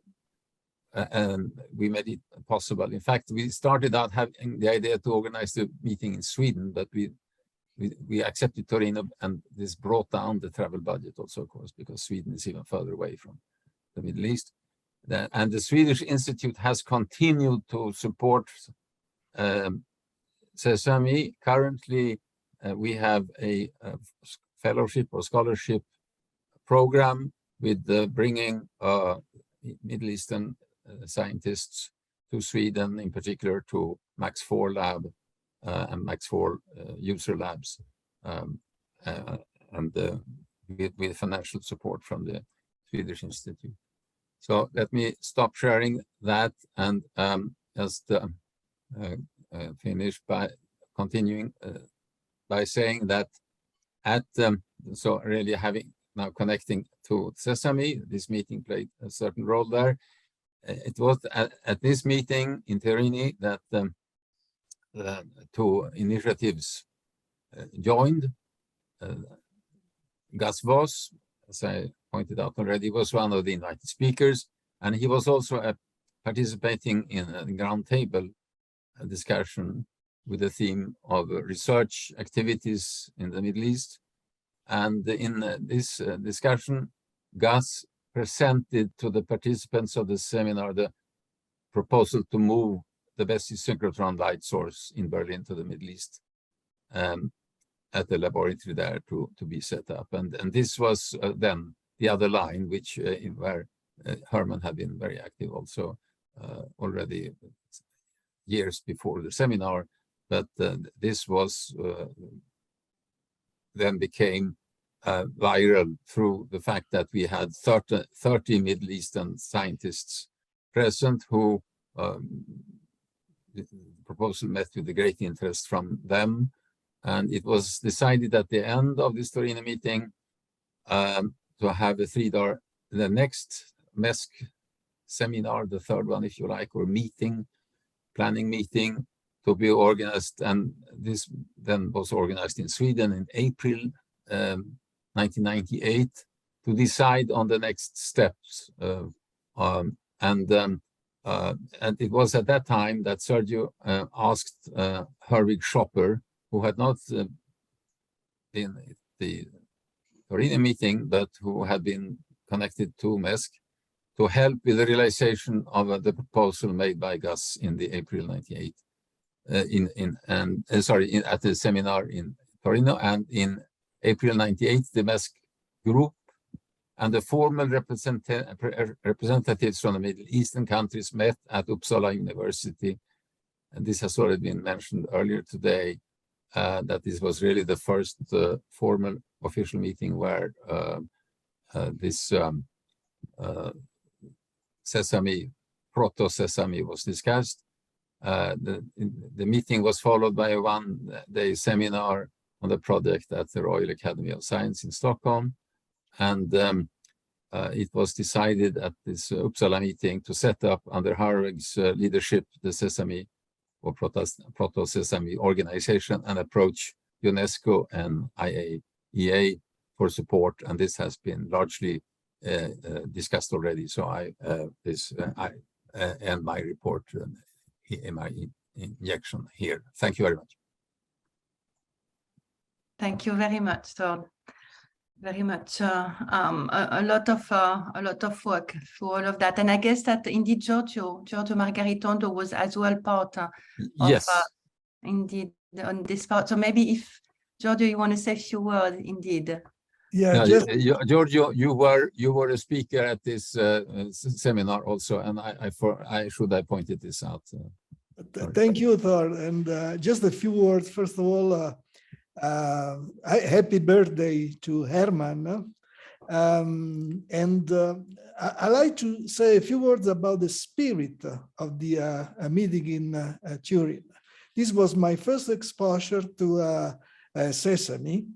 And quite frankly, I was a bit skeptical about the idea because it looked to me like a crazy dream. How can you bring together scientists from countries that have been in conflicts for so many years and dream to have them collaborating in a scientific project? Okay, I went to the meeting and I was astonished by the spirit. Okay, that is, Thor mentioned these 30 colleagues from the Middle East, and there was absolutely no barrier between them. So the meeting really transformed my skepticism into something which was very optimistic. I thought that this was a great project and it was worth fighting for it, and it was feasible, okay? And then in retrospect, if you're looking at what is the origin of this crazy idea, well, there was another crazy idea a few years or a few decades before. There was the idea of CERN. Okay, CERN was born a few months or a few years after World War II, and the same countries that have been fighting for centuries decide to get together and construct this wonderful new laboratory. So I think that we owe something to the memory of the pioneers that generated these crazy dreams. Sergio Fubini has been mentioned already, but if we go back, people that were at the origin of the dream of CERN, like Isadora Rabi or my teacher, Eduardo Amaldi, really deserve a lot. Now, can we be optimistic? What is the message to the younger generation? I think that there is a mixed message. First of all, in science, we can dream about collaborations under any circumstances because we have a common background. Second, however, I was a bit shocked today in learning that there are still problems for finances. And the scale of the problem is of the order of 1 million here, 1 million there, and so on. Now, that's, in a sense, it's crazy, because if you are taking the entire integrated cost of Sesame, that is less than the price of a single fighter jet. So we have a choice. Do you want a single fighter jet, portion of it, or do you want a dream like that to become reality? Or this is also less than 5% of what is spent every day for the war in Ukraine. So I think that the message is to the younger generations, okay? You should fight to have things in the right perspective. And Sesame is one project that must succeed, must be supported, and we should go over these problems at the level of a few millions. Thank you. Thank you very much, Giorgio. Yeah, nice words as well that we have also captured. I think it's this hope, and as you mentioned, Sean, the involvement as well of all those large scale and research infrastructure that help a lot. So now maybe if it's okay for everyone, so we could look at the modern side. I mean, nowadays, even if we have to recall, maybe as well, this is for Kirsi and indeed, so that we have as well a lot of really interesting material in our webpage as well. Everything is registered from so what Guillaume and Kirsi had presented already.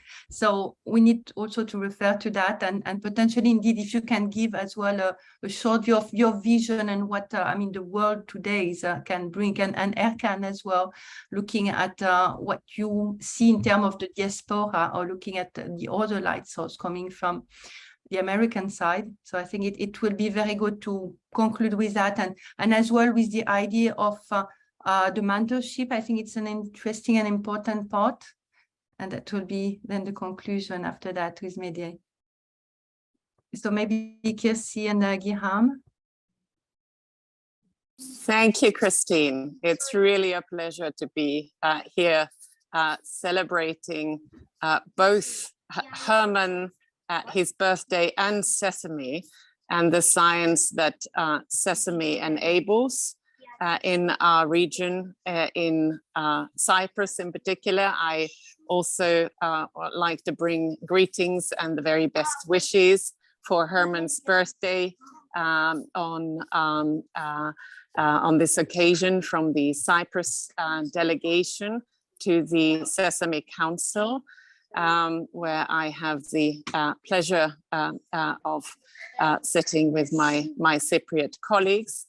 I would like to recall, indeed, in this context, Herman's 87th birthday.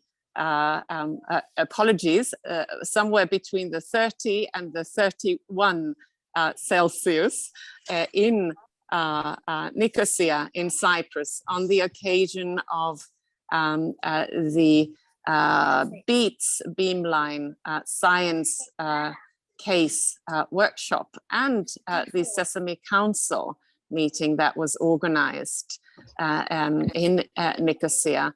And we had the pleasure of having Herman there with us. And you can see on the wall of ideas some images from this nice celebration. Herman, thank you very much indeed for all you have done to enable the current scientists in the region, as well as the younger ones, to take advantage of synchrotron-light. I, for one, can attest to this with my PhD students who have and are taking advantage of Sesame. So many happy returns for many years of birthdays to come, health and happiness for you and your family, Herman, indeed, till 120. And one anecdote to finish with, I would like to perhaps refer to the previous topic as well, in terms of human rights. I first met Herman in one of the Sesame user meetings. I remember Herman wearing a safety pin, a very large safety pin on the collar of his shirt. And I asked Herman what it meant. It was a time when there was some turmoil in terms of peoples of different origins in the US, and Herman mentioned that this safety pin was a sign for anyone who needed to find a safe person. So I think with this, Herman has contributed very much to both human rights and to the opportunities in science. And I think this is a wonderful celebration that we're having today to celebrate both Sesame and Herman and his contributions to it. Thank you very much indeed. Thank you very much. Thank you so much, Kirsi. And those pictures are indeed very wonderful, that two of them. Wonderful. And I should also mention, with Herman's generosity, very characteristic generosity, he gave the most wonderful tour for me in Slack when we had the World Congress of Science Journalists Sesame session in the San Francisco area. So thank you again, Herman, and many happy returns. I have work dots. Thank you, Kirsi. So Gihan, you want to say a few words indeed to complement as well the very nice presentation that you gave earlier about women as well involved in the Middle East. Yes, thank you so much, Christine, for this kind invitation to this celebration of Herman's long life. I'm so privileged to be with you today, and I'll start by wishing Herman the happiest birthday. I met Herman several times, and words really cannot express his kindness and his support that he shows, whether to me or all Sesame staff that he needs. I've decided today to take you in a quick tour to our facility as I saw it years ago, and the progress that we had along the years. So if you come to Sesame now, you see this building, which it's a very nice building from outside, but it's very precious and expensive from inside. I started my journey with Sesame in 2005 in one of the users meetings. And I replicate what Zehra said, that building the users community was a very important push, if not the first push to Sesame to be what it is or how it is today. Because without users community, a building and a facility and even a very advanced synchrotron-light source would not be that useful. I put this slide in my presentations because this is what I know about Sesame origin or Sesame history. I know some people. I started by Abdul Salam, whom I read in one of the articles, his vision about having such a facility in the Middle East. So I think that even if he didn't think about Sesame as Sesame, he thought of having such a facility in our region. I also put Fubini, Chopper, Voss, and also Herman, but of course there are many, many others. Those are not shown in this one slide. This is how our facility started as a boat coming from Germany, but it had lots of extensive upgrades to be how it appears today or how it functions today in 2022 after almost 20 years of work. Sesame started as a drawing, as you see in this slide, just a sketch, I would say. And the progress started year by year, that every year we were coming to Sesame for the users meeting. At least those I participated in, they were all in Jordan. We were seeing something new happening at this place. So we started to see the buildings coming on. We saw the experimental hall when it was totally empty. And then the storage ring and the machine shielding wall under construction. And we saw this building before having this roof accident when it collapsed in 2013. And then the new roof has been prepared in 2014. And this is how Sesame appears now. So you have two images of Sesame, one with the blue roof, which is the old one, and one with the white roof, which is the new one. And always we say at Sesame, success continues despite difficulties, all sorts of difficulties. We started to see also the components arriving day by day at Sesame, like that, magnets, girders. We started to prepare the storage ring. We assembled the storage ring. We received the beam coming in. And we were very proud of each of these steps that you see in one slide. It took a lot of sweat, a lot of efforts, and a lot of persistence and patience. So every one of us that I'm speaking today, only one of them, but there are many behind having Sesame as it is today. So what we did in such a region with lots of turbulence is that we had tried to quiet the chaos of our world around. We relied on our users community, and we believed in our work and our efforts.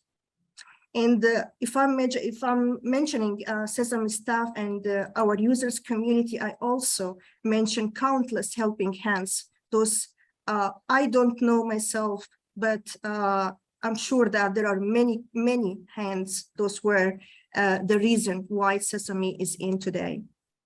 Sesame was inaugurated officially in 2017 with so many people present, but I also believe that Abdul Salam, Voss, and Fubini deserved to be with us in that day as well. We became in 2018 the first associate of LEAPS, the League of European Accelerator-Based Photon Sources. And in 2019, we became the world's first large accelerator to be fully powered by renewable energy with EU support. Sesame has the capability of producing science. Many beam lines are planned. 3 are operational so far. And the other 2, as Andrea mentioned, collectively are also heading to the operation state as soon as possible. We provide science, as I should be speaking about science in all fields of science, whether basic or applied research, and also cultural heritage, archaeology, and so on. Our users are coming from the Middle East, the neighboring regions, but also from Europe and other sides of the world. Production is going on. Our publications are piling up for all the humanity to use openly. And there is no better slide than this one, in my opinion, that confirms that Sesame is an advanced and competing scientific facility. The nice thing lately about us is that we are also becoming a role model for other emerging facilities, such as the African light source. As also Andrea mentioned, that we were the first Synchrotron-light source to sign an MOU with the African Light Source Foundation. Nothing better than this example to show that we are not successful only for ourselves, to prove that we deserve such right as an international right, but we are also becoming a role model for others. Thank you so much for this course. Thank you so much. Thank you. That was a machine speaking, yeah, don't worry. But thank you for your participation, especially for your presentation, for sure. And those slides, I think they're very nice because there are a lot of pictures as well. So we will add them as well to the wall of ideas. So thank you so much. Indeed. And we can maybe have also, I can giving few words before we finish with Mehdi, and then we will have our guest speaker speaking later. So, Erkan? Sure. First of all, happy birthday, Herman, and thanks, Kristen, for putting this together. I'm going to give you a secret about Herman Winick, how he operates. I met Herman by name in the early 1990s, but it was in 1994 that I was in Japan at Tsukuba. On the hallway, I saw a sign which says Herman Winick is going to speak about X-ray free electron lasers. So I took time out from my experiments, go to see this famous man for the first time in real life. And Herman gave a talk. And a few weeks later, I was back at Stanford. I saw Herman giving another talk. This time, how the Japanese are building the XFEL. Whereas in Japan, he was telling the Japanese that how the Americans are building the XFEL. So I realized that Herman works in the following way. He goes and puts out a fire somewhere, comes back and says, see, the smoke is so big, so we have to have a bigger fire. So Herman played a key role in pushing pre-electron lasers on both sides of the ocean. And I learned my lessons from him early on. So when I was asked to chair the scientific committee, co-chair the scientific committee with Herman, it was indeed a pleasure to work with a guy who was unbounded enthusiasm about science and cooperation. So thank you, Herman, for allowing me to work with you. If you don't mind, I'd like to share just a few slides. Kristen, is that okay? Yes, please. So it will not be very long. Quickly, very quickly, yeah. I'm sorry, we'll be over time. We were very ambitious, like any big project. I'm just trying to find out where my... maybe in the meantime, this is as well a good opportunity. So no, you're too fast. That's good. That's fine. Basically, I wanted to say the following. When we were building Sesame, there was a lot of concern about how are we going to compete with the rest of the world. It turns out that we are not competing. The rest of the world is actually cooperating with us.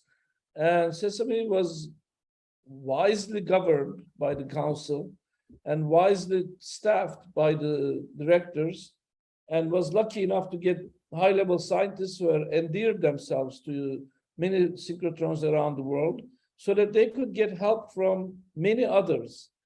I was asked many times, what is the success? Why is the Sesame was successful? And I want to say only one thing, why Sesame was successful.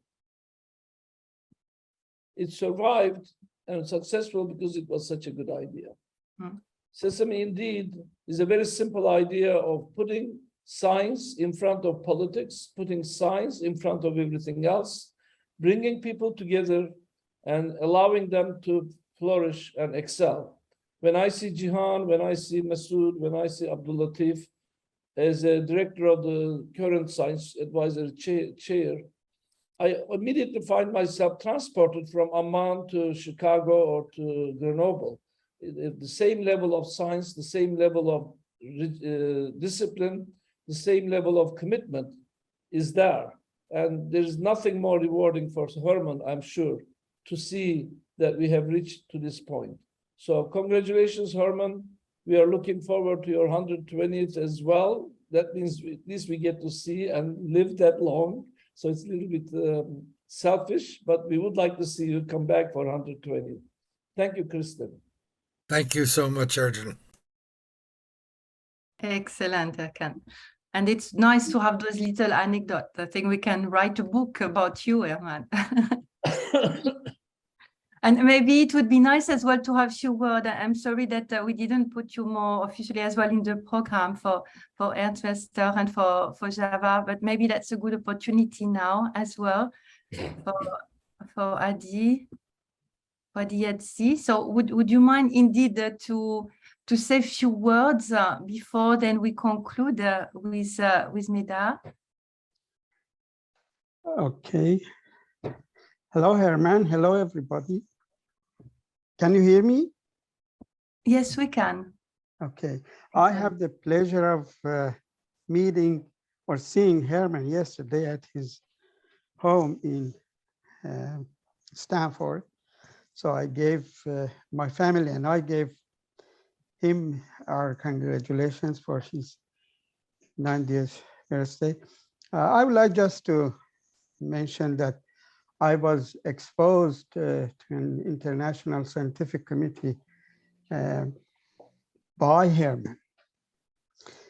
And that was a good chance.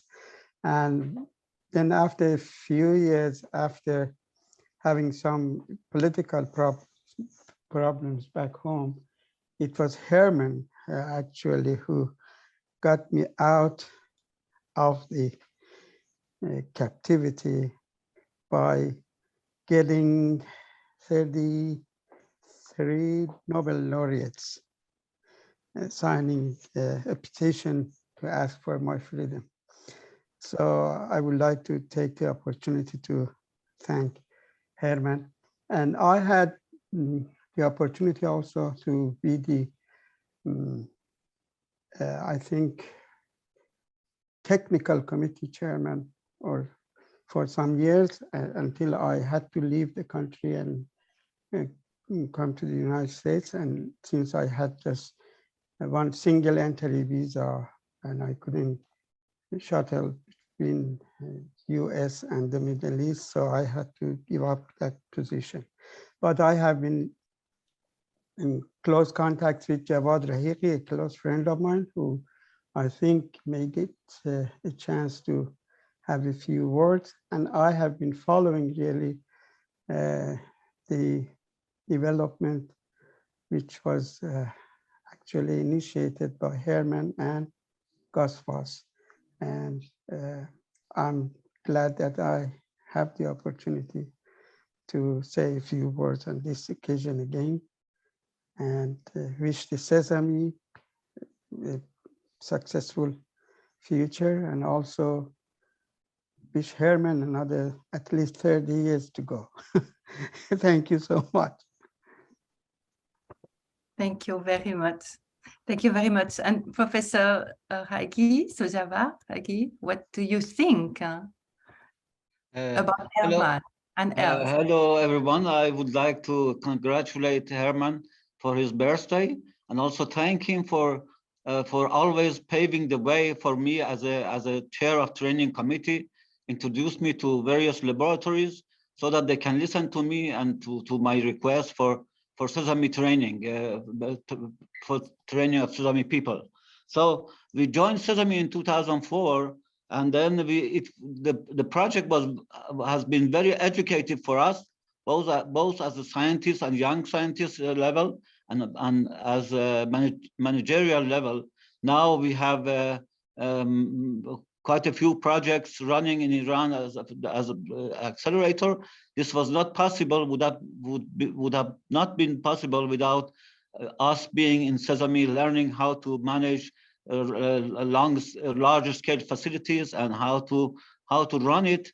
Now many of Iranians have knowledge of accelerator science, and they are sharing their efforts with the people around the world, and they contribute to the physics of accelerator in various laboratories and both in Iran.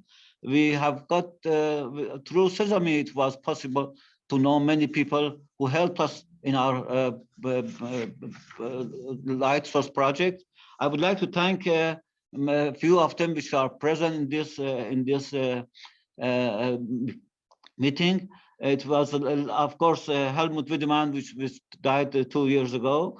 And now I would like to say thank you to Dieter Einfeld, to Albin Rollisch, to Ernst Weierter, to Riccardo Bartolini, to Erhard Hutter, who have been coming to Iran and helping us with the science and spreading the accelerator physics science and Therefore, many other sciences which followed after with the accelerator and converted our society to more educated people in accelerator. Thank you very much, Herman, and thank everybody in SESAME. Thank you very much.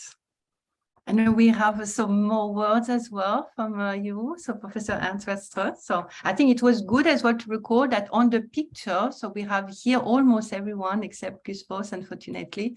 So it's a nice memory, I'm sure. So Ernst, no, speaking to yeah, yes. Exactly. You are still mute. Voilà. That is a very nice picture of Gus and Ada and me in Jerusalem. Exactly. With Ernst Weireit also. Yes. Herman, I didn't know that this colloquium is due to your birthday.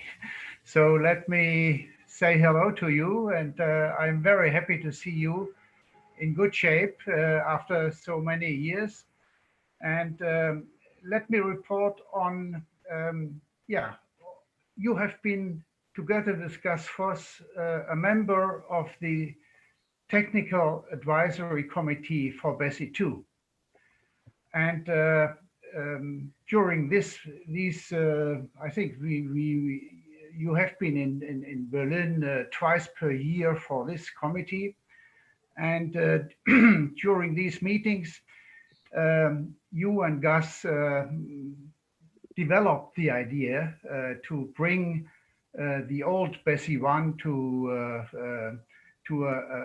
a new future use. And at that time, the idea to use the BESI hardware for a project in the Middle East, bringing together yeah, physicists from Israel and from the whole Arab world, was not a very welcome idea on the directors level at BESI at that time. It was also not fully backed by German politics, to be honest. But people have been, yeah, there have been pros and cons on the political side, because the German government was also not completely convinced that the Israel government will back the idea on a high level. On a low level, as we have seen Ada Yona today, it was backed, and also by Rabinovici. But at the high level, the German government was not sure whether it was backed, and this made political problems in the very beginning of the idea brought up by Herman and by Gus Vos to use this hardware. And I'm very happy to see today that at the end, all these political micmac and difficulties faded away and things became a success, although it took a long time and a lot of effort by the full international community for synchron radiation research. Thank you very much, Herman, for not giving up and pushing these things. And it is an honor for me to be a small part of this activity. Thank you.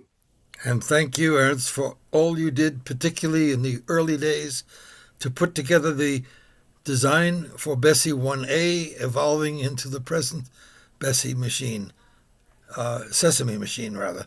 Thank you very much. Thank you very much.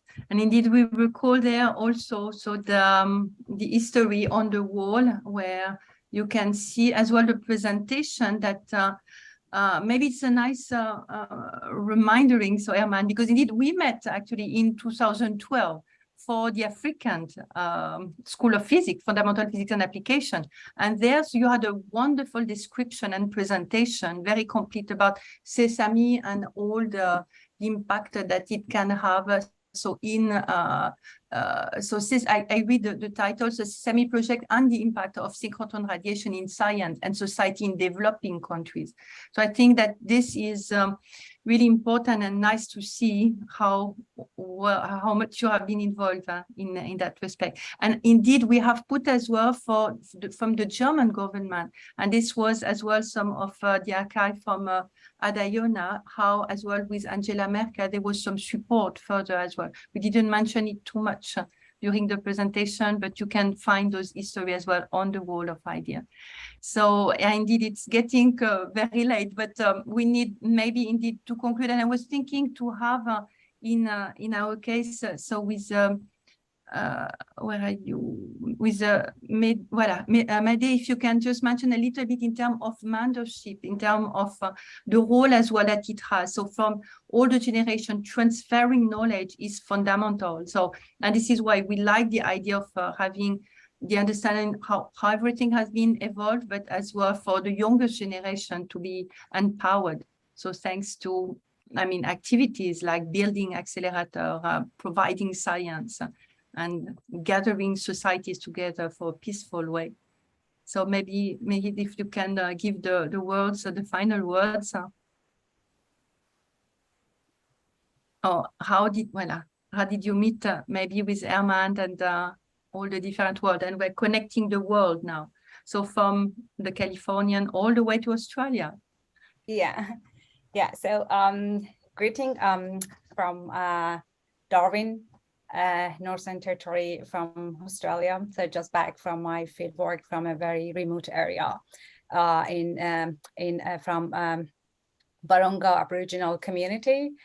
And I just want to thank you very much for giving me such a great opportunity to be here. It's a really great honor for me to be among very distinguished scholar and researcher to celebrate the origin of Sesame and the happy birthday to Herman Winick. So I don't have any presentation, and I'm just talking from the top of my head. And I just want to grab this opportunity to appreciate all your help and mentorship and all your kindness and generosity, Herman Winick, to help me and to encourage me. I met you in 2011 at Sesame meeting. I don't remember if it was fourth or fifth Sesame meeting. I don't remember it honestly, but it just happened by chance. You joined the table to have a lunch with me, and we talk a lot about everything, about politics, about science, about cultural heritage. And I don't know why, but you just encouraged me to do cultural heritage science. I have no idea why you gave me such a suggestion, because at that time I had a master in physical chemistry, and I wanted to be an environmental scientist and not a cultural heritage scientist or archaeological scientist. But you just keep sending me, emails to bombard me with so many emails, sending me so many papers and encouraging me, see, Mada, this is a great paper working using synchrotron facility to identify these materials from the cultural artifacts, from archaeological artifacts, things like that. And then you invited me to Stanford and hosted me in your house. And that was a great, memory that I've ever had with you and with your lovely wife, Renee. So, and then you provided me so many opportunity to meet a great scientists from Stanford that use several different synchrotron technique to identify and to distinguish archaeological artifacts. So through that, I become, switching my mind. I changed, my mind from becoming a environmental scientist to a cultural heritage and archaeological scientist. And now here I am in Australia doing a PhD in ochre provenancing in Australian Aboriginal cultural exchange within the continent. So great. Thank you and appreciate for all your kind, mentorship, for all your kind and generous, characters. I learned a lot from you, and I'm so honored to meet you at Sesame. And you're like a wonderful, lovely person, and you're my role model, and I appreciate for all of your, kindness. Thank you very much. Thank you for those kind words. I did recognize the potential in you when I first met you, and I'm glad that you have evolved into a cultural heritage scientist. So this will be a very important area of work at Sesame. I'm pleased that the very first user application users at Sesame were Kiersey Lorenz, who did the work from Cyprus and her group on cultural heritage. So thank you again very much. Thank you. Thanks a lot. So indeed, I think we should close here. So I would maybe invite, I don't know if, so Elise, she still have the sound. We don't want to sing, of course, isn't it, Ada? But maybe, Ada, I would still leave you finishing and closing, because it's really thanks to you by sending me all those archives that we get this idea as well to build up. And I think it's very valuable, and I'm so happy that you have all met.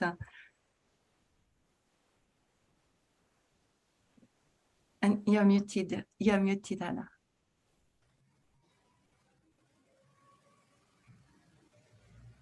Not anymore.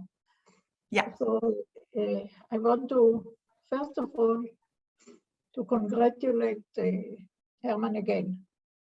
I'm not sure you got enough compliments and enough blessings, so I'm adding mine very much from the bottom of my heart.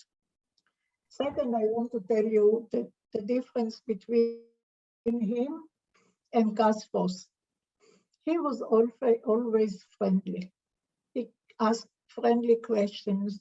He wanted to understand in a mild way. And the only thing he didn't like about me is that I work too much about ribosomes and not enough about Sesame. I didn't do everything he expected me in Sesame.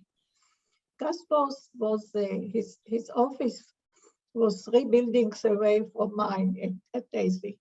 And he used to come without announcing, in the beginning, it means in the first period.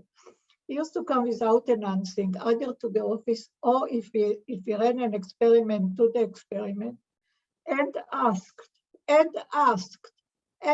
He always had questions. Most of them I couldn't even answer, but he kept coming. So in my memory, Gus is not here to protect himself, but I can send my best wishes to Dr. Winick, Professor Winick. Happy birthday. Thank you so much. Thank you so much. So I think that we're gonna stop here, so I could show maybe just to finish what will happen next month. So this is first the wall that has been populated as well during the presentation while we were speaking. So you will find there a lot also from the labs, the different archives, so that Adayona provided me the memoir. Everything is a lot for you to read during the long winter night, I would say, to learn how to build as well the future for potentially Sesame and beyond for the developing community. And then we will have, so next month, so the honor as well to know more for the situation in Turkey, so Turkey in Sesame and Sesame in Turkey, so by Professor Steyer, and I think it will be very interesting as well to have her inside with a bit more detail. So you can join and register already now. It is on the 22nd of August. It's on a Monday, so it's a bit different than the typical Thursday that we have. So thank you very much for attending. And it was extremely long. I'm sorry for that. We were indeed a bit too ambitious with having so many outstanding persons speaking. And I think the great thing is that everything is recorded. And my dear colleague from the FIP, indeed, we could have tons of questions, isn't it, Alan and Joe and Louisa? I think it's like a chapeau. Thank you very much to all of you. And we will keep in contact, look at the world of ideas, filling up, and it's still staying live. Sustainability, the year of basic science and sustainable development. Stay tuned. Thank you, everyone. Thank you.